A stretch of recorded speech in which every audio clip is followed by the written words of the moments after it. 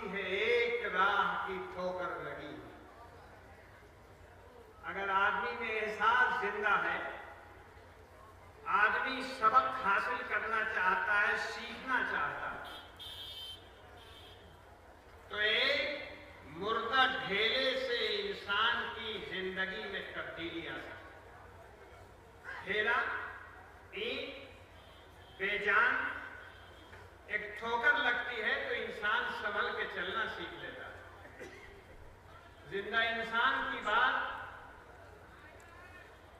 और अमल का जज्बा अगर नहीं है तो बात कितनी ही जिंदा इंसान कहे और बात कितनी ही जानदार क्यों न हो,